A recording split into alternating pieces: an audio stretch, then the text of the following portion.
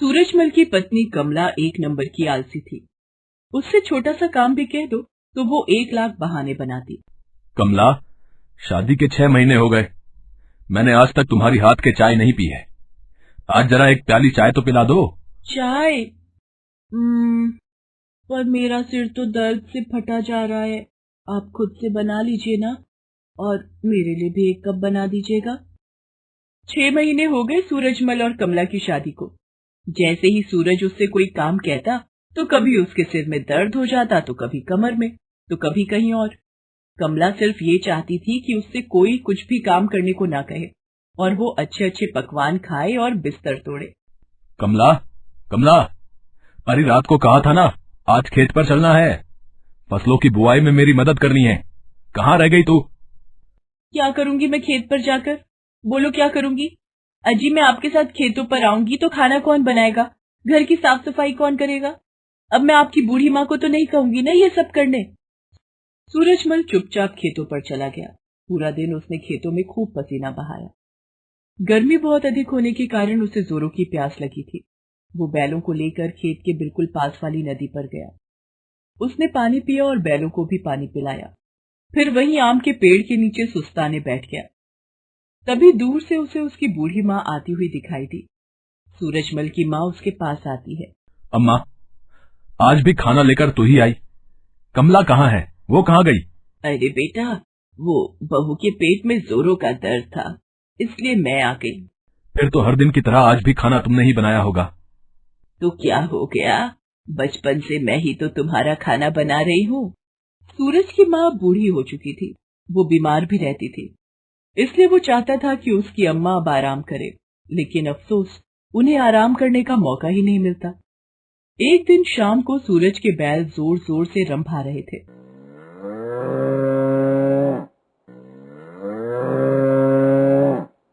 कमला, कमला। कमला बाहर आती है। घर में घुसते नहीं हो कि कमला कमला नाम की माला जपने लगते हो? इतना किसी भगवान का नाम लिए होते तो जीवन सफल हो गया होता। अरे तू चिढ़ क्यों रही है? देख रही हो ना बैल कितना रंभा रहे हैं, लगता है उनको भूख लगी है। तुम अंधे हो क्या? देख नहीं रहे मेरे हाथों में मेहंदी लगी है? मेहंदी? पर तुम्हारे हाथों में मेहंदी तो मुझे दिख नहीं रही। अरे मैं मेहंदी लगाने जा ही रही थी कि तुमने कमला कमला चिल्लाकर मेरे कान के पर्दे फाड़ दिए। जाओ, जाकर खुद ही दो बैलों को चारा। सूरजमल बेचारा क्या करता, थके होने के बावजूद भी उसने ही बैलों को चारा खिलाया। उसी रात, माँ जी, क्या मैं कोई गाय भैंस दिखती हूँ जो हर दिन ऐसा बेस्वाद खाना बना देती हो? बेस्वाद खाना? एक तो मेरी बूढ़ी माँ घर का सारा काम करती है, घर का खाना बनाती है, और तुम हो कि... तो इसे तुम और सासू माँ ही बैठकर खाओ, मुझसे ये घास पात नहीं खाई जाएगी। तुम्हें माँ के हाथ का खाना ठीक नहीं लगता तो तुम खुद क्यों नहीं बनाती हो? तुम ही तो बना सकती हो। हे भगवान, कितनी फूटी किस्मत है मेरी। मेरा पति देखो तो कितना जालिम है। उसे पता है मेरी तबीयत ठीक नहीं रहती, फिर भी उसकी फरमाइश कम नहीं होती। कभी बोलता है चाय बना दो, कभी बोलता है खाना बना दो, कभी कुछ तो कभी कुछ। मैं तो अब इस घर में नहीं रहने वाली, अभी के अभी मायके चली जाऊंगी। हाँ। कमला उसी समय मायके चली गई। सूरजमल को भी कमला पर बहुत गुस्सा था, इसलिए वो भी उसे वापस लाने के लिए नहीं गया। कुछ दिनों बाद, बेटा, लोग अब बातें बनाने लगे हैं, तू बहू को ले क्यों नहीं आता? अरे अम्मा, बनाने दो उन्हें बातें। उन्हें क्या पता कि कमला 1 नंबर की आलसी है। ऐसा नहीं कहते बेटा, बात को बढ़ाने से रिश्ते खराब हो जाते हैं, इसलिए रिश्तों को जोड़ना सीख, तोड़ना नहीं। कमला के बिना सूरजमल भी उदास रहता। वो खुद चाहता था कि वो घर आ जाए, क्योंकि उसके बिना घर सूना सूना लगता था।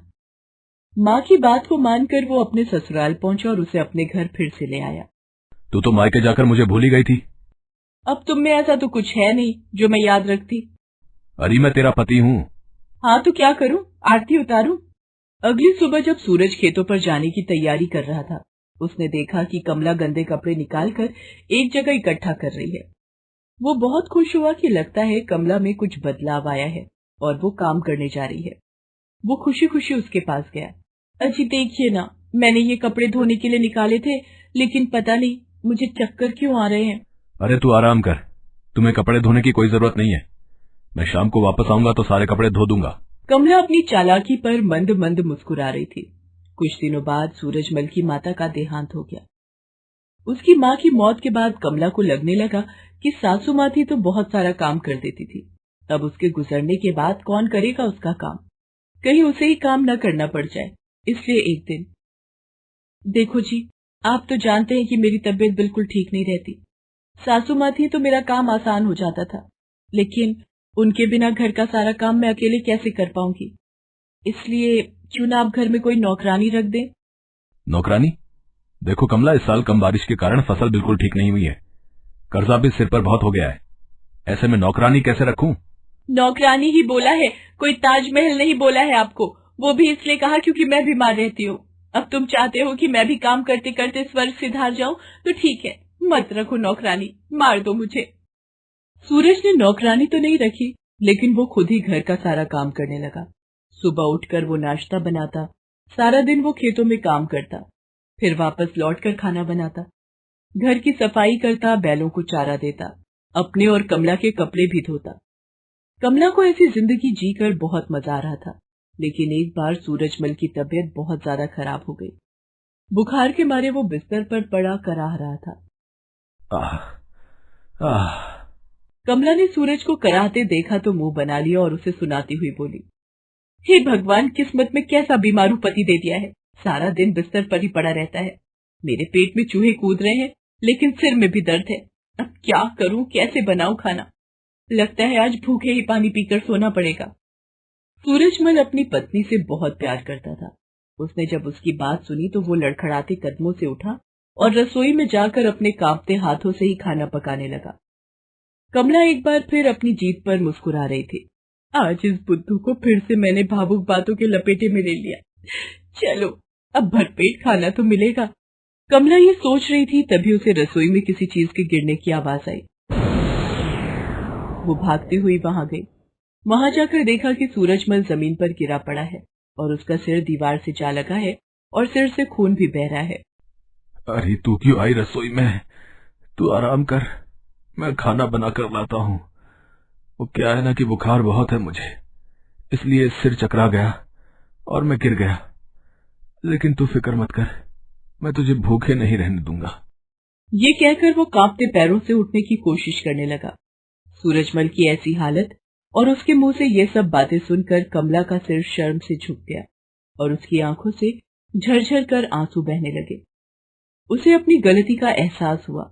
उसने अपने पति को गले लगा लिया और अपनी साड़ी का पल्लू फाड़कर उसकी पट्टी बनाई और उसके सिर पर लगाते हुए बोली, मुझे माफ कर दीजिए, मेरे आलस की आदत के कारण आज आपकी यह हालत हो गई।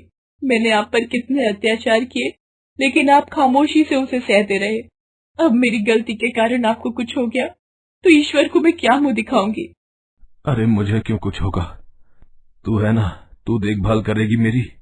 हाँ, करूंगी ना, मरते दम तक करूंगी। चलिए, आप बिस्तर पर लेटिए, मैं खाना बना कर लाती हूँ। उस दिन के बाद कमला आलस को भूल गई और फिर वे दोनों खुशी खुशी रहने लगे।